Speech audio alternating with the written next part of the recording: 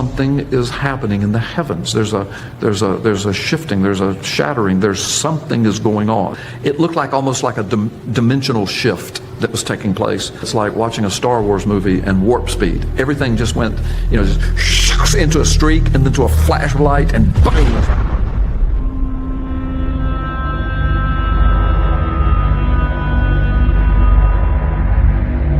Like the Apostle Paul says, I don't know if I was in the body or out of the body. All I know is I was caught up to paradise. Well, I'm not claiming it was equal to that, but I'm saying it was more than a dream somehow. Because to this day, all these years later, it is so fresh. I can still smell the smells. I can still see the sights. Yes, I could smell smells. I mean, it was unbelievable. It was like I physically was somewhere else. But it wasn't an out-of-body experience that I knew I was out of my body. It was like, I thought it was a dream. Until I woke up, and then it was so startlingly real that it took me several years before I shared it with anybody, because it kind of freaked me out. Here's what happened. So I go to bed, go to sleep. All right. In my dream / vision, whatever, I dreamed that I was standing in a field, and it was nighttime, and I was looking at the expanse of the sky. I mean, I might have been in big sky country or something. I mean, there's no mountains, there were no buildings in front of me, just the horizon, the beauty of the heavens. It was breathtaking. Behind me, I could hear the sounds of life. I could hear horns honking, people talking, conversations. I couldn't make out specific words, but like multitudes of people talking, cheering, maybe watching a ball game. Heard babies crying, not in terror or anything, just baby talk and crying and people talking. It was the sounds of life. I never turned around. I don't know if I was prohibited from doing that. I had no inkling to do it. I was looking at the expanse of the sky. Beautiful, beautiful night. Hearing all of the sounds behind me of life, not a care in the world. As I was watching the stars and constellations, and I can remember in my dream identifying a couple of the constellations that I know, and literally seeing them. And then the next thing I know is that the stars begin to take on colors. And I see these colors in my dream, and I can remember thinking, not only is this beautiful, but this is very unusual. I don't know that I've ever seen this phenomenon before. And then I would see things streaking across the sky, maybe like a comet or something, but it was the most beautiful thing I'd ever seen, with colors involved in it. And then some of the constellations began to kind of almost swirl, not like a fan, but I mean just kind of started moving like that. And then they started shifting positions a little bit. Then I can remember thinking, okay, something supernatural is going on. Now all this is happening in my mind as I'm watching. I'm still hearing the sounds of life. Then I hear the sounds of life behind me getting a little more panicked. It's like they're seeing it too, and they don't know what to make of it. I can remember that I didn't have a feeling of terror. I had a feeling of awe and wonder, and thinking something is happening in the heavens. There's a shifting, there's a shattering, there's something is going on, supernatural. And then the stars appeared, literally, to fall from the sky. Not just fall, but to be zooming towards the earth. At the same time that it looked like, well, now I know the scriptures that talk about the heavens being rolled up like a scroll. It looked like almost like a dimensional shift that was taking place. And then the streaking coming down, and then the sounds of life behind me. Holy terror. People were shrieking, screaming. You could hear people, oh my God, and they, and then sirens were going off and warning sounds, and it was like something cataclysmic was happening. I'm still watching it. It was happening so quickly, and I remember thinking, well, I don't have any fear. I mean, the next thing I know, there's a presence beside me. I'm not allowed to look, or I didn't look, but I was aware that I was in the midst, the arms of a presence, or in the midst of a presence, a personal presence. And the next thing I know, I'm just being lifted up. And I'm not talking about some kind of cheesy movie of the rapture or anything. It's just, it was real. It was smooth. It was peaceful. I look over to my left, and now the whole time I hadn't looked left or right, but now I look, my wife is right there. And she's such a woman of God. And she knew the Lord long before I did. And she's looking at me, she's smiling. And we just had this knowing look. We didn't even communicate, but we knew what was happening. And we get whisked up, and the next thing I know, it's like watching a Star Wars movie and warp speed. Everything just went, just into a streak and then to a flash of light, and boom, it's like we bursted through another dimension, if you will, a barrier of some sort. No fear ever.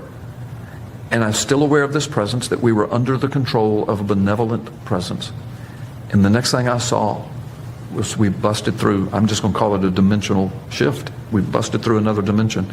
And before me was the most beautiful, It had to be what the earth looked like when it was first formed by the hand of God. The colors were so vibrant. The air smelled like potpourri. I can still smell it sometimes.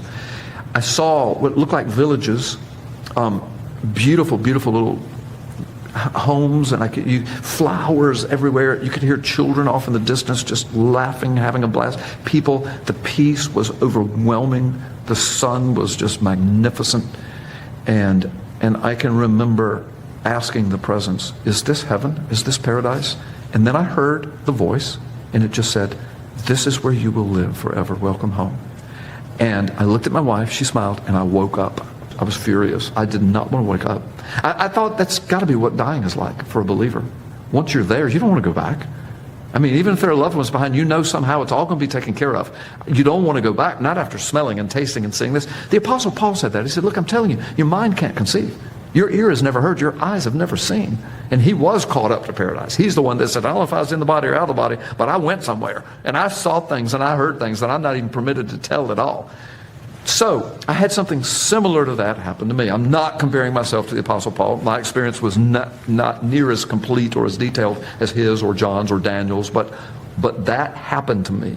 Now, it was so real and so profound. It was unlike anything. I thought to myself, before I share this with anybody, if I ever do, I'm going to give it some days and some weeks to see if it kind of goes away. You know how you can have a vivid dream and you think, well, I'll never forget that. And then 3 months later, you don't remember anything. It's gone. Okay. So I just thought, let me just see if that happens. Well, the weeks went by and all I could do was think about it.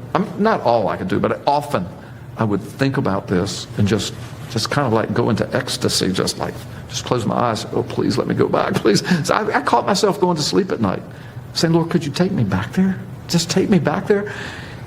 But it had never happened. I'd never had anything like that before then. I've never had anything like that since then.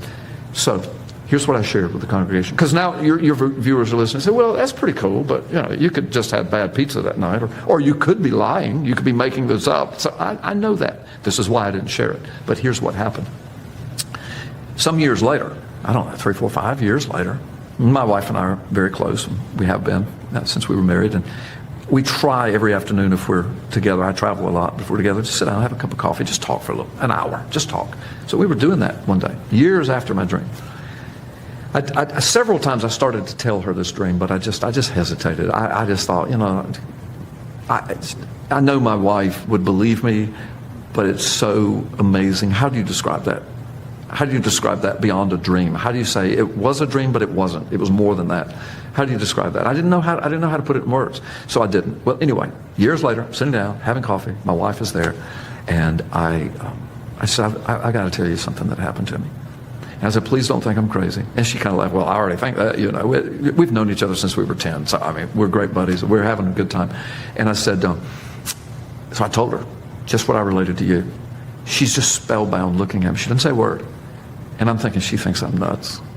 But when I finished, these were her words. She said, you need to ask your grandson about his rapture dream. She says, I said, what do you mean? What are you talking about? She says, he's coming this afternoon. And he had it years ago when he was just a little boy. I don't know, like maybe 3 or 4 years old. And now he's much older. She says, but he's coming this afternoon to the house. She says, I'm not going to say a word to him. And she said, when he walks in the door, sit him down and just say to him, his name's Parker. Parker, tell me about your rapture dream. And she said, I want you to just be quiet and listen to him. I said, okay. I didn't have it. I said, why are you being so mysterious about this? She said, you're going to love it. You need to ask him. So I'm thinking, well, he's had something similar. I didn't know. So he comes. I ask him, come in and ask him. Before we go, I think we're going to go play a little golf that day or something. I said, before we go, I said, sit down for a minute. I want to talk to you. And so I asked him, I said, he calls his grandmother Giggy. That's how he was trying to say grandmother when he was 1 year old, I think, and it just stuck. So I said, Giggy said to ask you about your rapture dream. Well, he kind of snapped his head around and looked at her like, is it okay if I tell him? And he looked back, he said, sure. And he said, I've never told it to anybody but Giggy. And I said, okay, well, she told you to tell me because I've got something to tell you. And he said, okay. First words out of his mouth. Well, Papa, he said, I was standing in a field, and I was looking up into the sky. Basically, he describes everything that happened to me. I mean, seriously, he said, he didn't call it the sounds of life. He said, I heard people behind me. He said, it sounded like a big city, but he said, I didn't turn around. I never saw it. I just heard it. And he said, but I'm looking at the sky. And he said, then the stars started moving. And I thought, how freaky is that? And he said they started changing colors. And then he describes the whole thing, except he has more detail. He gets it right up to the point where everything's kind of, the dimensions are shifting. The sky, there's like streaks are coming down, like the stars are falling from the heavens. And then he says, but I realized, Papa, that these weren't stars. These were angelic beings. And he says, and we were swept up. And he said, I was swept up. And he said, it was like I was in some kind of like a chariot or something. And he said, and there was an angel that had his arms around the whole thing. He said, I saw him. He said, I talked to him. And he says, and then we were whisked. And he says, and you and Giki were there. And I think he called it a couple of others, mom, dad, people he knew. And he said, I saw their faces and we're just going. But he said, but it wasn't a long trip. It was instant. And the next thing you know, he says, we're in, and I forgot what he called it, paradise, I'm going to use the word, in this beautiful place, whatever a small kid would say. And he kind of describes it like me. And then he said, and then I woke up. And I said, that, and then my wife's over there now, she's got tears, and she said, I told you. She said, y'all had the very same dream. She said, that's impossible, unless God's speaking. Well, this story gets more fantastic. So I'm listening to all this, I'm celebrating that. I said, have you told your mom and dad? They said, no. I said, do you mind if I tell them? He said, no, I don't mind at this point. So I told them. They were blown away by the whole thing. Okay, so that's cool. Now it's a family thing. And of course, we all believe each other. Now, my grandson, when he was just little, I don't know, 3 or 4, he didn't know anything about chariots and angels and rapture, but yet that's the dream he had. And he's describing it now that he's older. He's saying that's what happened. He didn't know anything about mine, so how could he have made up the stars and the colors and the people behind them? And, you know, it's exactly the same as mine. So, but now it's in the family, and we're kind of glorying in it, celebrating in it, enjoying the piece of it, and we're all thinking, what does this mean? And we all kind of came to the same conclusion that this God's revealing stuff, because you can get on the internet, read about Jesus visions, that Jews are having Jesus visions, Muslims are having rapture dreams, some people are seeing hell, some people are seeing heaven, they die, they come back, it's all over the place. And it's just like exploding forward. And people may say, well, maybe people have, in every generation have had this. Yeah, but not every generation has had a thing called the internet and YouTube and Facebook. And so now it's everywhere. People are talking about it. So I told my family, I said, I don't know. I said, I'm a preacher of the word. We're a minister's family. We all have ministries. And through the mouth of a child, see? Psalm says, out of the mouths of babes, I will, give my praise. Then through the mouth of I'm going to call myself an old man, a pastor, preacher, a grandfather. Your sons and daughters will prophesy. Your young men will dream dreams. Your old men will have visions. Doesn't the Word of God say that? Old Testament and New Testament. So here's this little boy, a child, a son, a grandson, who's prophesying, if you will. Papa, it was the rapture. Okay? I'm an old man. I'm having a vision / dream of something that matches exactly what he has. So we're just in the family. That's all we've told. Then, about 5 or 6 years later, we're just getting on with life. I'm preaching. I'm doing conferences. My son comes with me. He's a grown man. You've probably seen him or met him. We are at a prophecy conference in Minneapolis, Minnesota.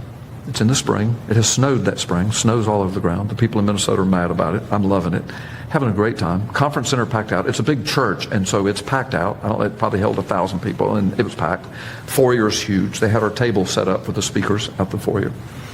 So I had just finished preaching, and I'm out in the foyer, and because I had just finished, people flocked around my table. Not that I'm such a great speaker, it's just I had just finished. So I come out, I go to my table, had written a couple books, and there they are. Boom, they're just piled in. My son's standing over to my left. Just like at my book table, I don't sell books, but I'm there to talk to people, minister to people, pray with them, maybe sign them if they want their book signed. But my son he's handling all the money and the credit cards and everything and answering people's questions about the books. So that's going on at the table. Crowd of people right in front are talking to me. Hey, can you sign this? And what's this book about? And so we're having those conversations. And I'm looking over the crowd. I'm tall like you are, not as tall as you are, but I'm tall, and so I can see right over the crowd. And I see this young woman making her way through the back of the crowd, kind of snaking her way through, kind of sweetly pushing people aside, trying to get up front. And I'm thinking, bless her heart, she wants to come up here bad, but I'm thinking somebody's going to slap her because, everybody's trying to get to me. She's just breaking ahead. And I'm thinking, there's always one in every crowd, right? And so I'm thinking that about her, bless her heart. And I see when she gets closer, she's crying. Not boo-hooing yet, but just tears, and her eyes are swelled. And I said, oh, bless her heart. She's got some heart issues here. She's wanting to talk to the preacher, Well, she got almost down to the front line. She was standing a couple rows back and looking at me, just kind of looking at me like she wanted to engage me. And then I saw her just kind of get discouraged, and she turned and walked back through. And I'm thinking, oh gosh, I wanted so bad to say, wait a minute, but I couldn't because I'm signing books and people were talking. But I'm watching all of this. And she goes out, and I watch her go out the foyer to the big front doors of the church, and she goes out. And I said, well, I'll never see her again. I said, Lord, I don't have a clue what that was about. And Brandon said something about, did you see that girl that left? I said, yeah, I saw it. I don't know what that was about. And he said, yeah, I don't either. So we're going on. Well, anyway, after a while, the crowd's thinning a little bit. But about 15 minutes later, I'm just still looking over the crowd, talking to people. The door's open. I'm seeing people come and go. I see her again. And she comes in, and she starts kind of making her way through the crowd again, but it's much less now, so it's a lot easier. And I'm thinking, all right, now this time, I'm going to talk to her, because obviously something's on her mind. She finally gets up. She comes and stands on the side of the table, and I'm signing my last book here. And she's, Pastor, can I talk to you? And she's still got swollen eyes and tears. She's wiping tears off her cheek. I said, yes, ma'am. I said, what's your name? She said, my name's Veronica. And I said, well, what's on your heart? I took her hand and said, what's on your heart? I said, something's bothering you. And Brandon's still kind of, he's putting the money in, he's stacking the books up, but he's keeping his eye on old Pops over here, She says, while you were preaching, God spoke to me. And she says, God, I've never heard the voice of God before. And she says, I didn't hear it in my ears, but I heard it in here. And she said, he told me that I had to talk to you, that you had the answer for me, that you would know the answer to my question. Well, I had no clue where she was going, and so I wanted to be humble about it. I don't know everything, but if God told you, maybe I will know. And she says, it's about a dream I had, and God told me that you could interpret it. Now, remember, this has been years since I had the dream and taught my sons. I'm not even thinking about that. I mean, it's been years, 5 or 6, 7 years. And all I'm hearing is, I need you to interpret a dream. Well, I know that that's done, and I know God can give people that gift, and I know it's in the Bible. But I've never advertised or considered myself to be an interpreter of dreams. I don't even know my own dreams, most times. Now, the rapture dream is the one dream in my life. I understand that. But I've had other things where I've had to just say, I ate something bad tonight. That's all I can think. I mean, it seems like it might be spiritual, but I just can't figure that out. So I just forget about it. Well, she says, I want you to interpret this dream. God told me you can interpret it. And I'm thinking, all right, either she didn't hear from God, or God's getting ready to give me a gift to interpret this girl's dream. So I'm ready. I said, well, just tell me and I'll tell you. I said, now, I'm not going to try to pretend like I know something. If I don't have a clue, I will tell you. And I hope it doesn't hurt your feelings. But I said, I don't jerk people's chains on that. If I don't know what it is, she says, okay.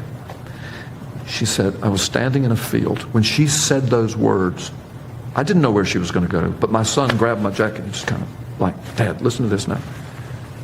She says, and I was looking up in the sky, and I was looking at the stars. When she said that, I mean, I'm about to break down. And I'm looking at her, and and then she starts describing the whole scenario. I hear the people behind me, I hear children. She said, I wasn't allowed to look. And she said, then the stars started moving.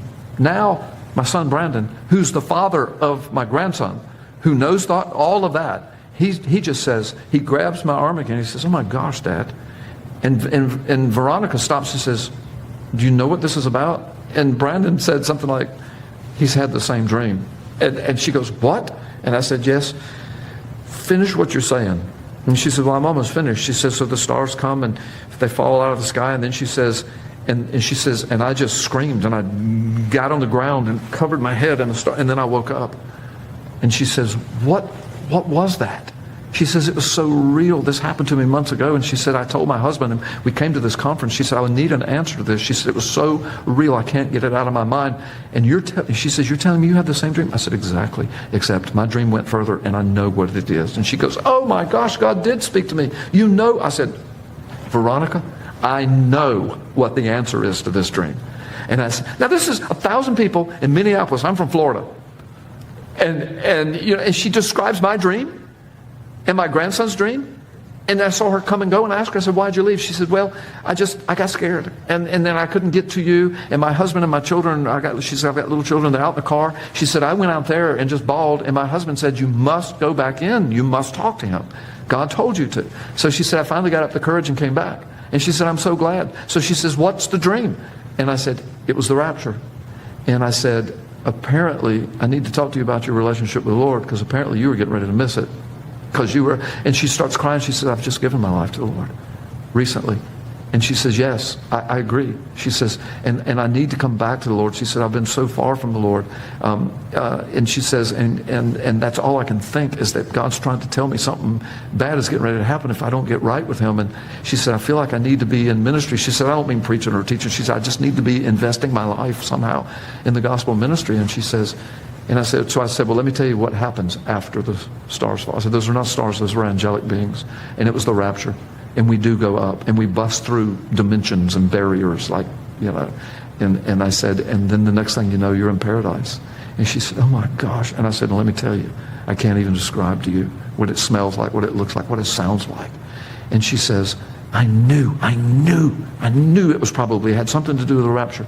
And I said, well, yes. I said, that's all I can tell you. That's all I know. But I said, my grandson has had this exact same dream. I've had it. My wife, his grandmother, witnessed him telling it to her. Years went by. He tells it to me. I tell it to his mom and dad. We all go over it together, talk about it. And now more years have gone by. You come to me from Minneapolis, Minnesota, and you're standing here telling me the same dream and that God told you I knew what it was. I said, so this is not a coincidence. This is not bad pizza. This is God speaking. And then she said, well, I'm not really from Minneapolis. She says, I come from Peru. And I said, Peru? This is what makes the story even more fantastic. I said, me and my church have been involved in Peru for 17 years at that point in huge mission work. And we've got a school for children that can't go to school, and we finance the whole thing. We go down there, we do crusades, we take clothing, and back then they really needed it. We're in a very poor area. Take clothing and medicine, we take medical missionaries. And so we're very attached to the people. I said, I've watched little 3 and 4 year olds grow up into young men and women, and they graduate from our school. Some of them get scholarships to college, and families are saved. We get them in a church there. And I said, so I'm very attached to Peru. This is amazing, Veronica. I said, where are you from? She says, well, it's a place you probably never heard of. It's Comas, Lima, Peru. I said, that's where our school is. Our school is in Comas. She said, what? I said, it's called the Jack Goldfarb Christian School, named after a associate pastor of mine that's passed away, who was from Peru. And she says, I just live a few blocks down the street from there. I know people that work there. I said, this is getting freakier by the moment. You know, so we had a conversation. We loved on each other and prayed. And I asked her, I said, can I tell this story? Can I use your name? She says, yes, Pastor, please feel free. Maybe that's a part of how I can be used for God's kingdom.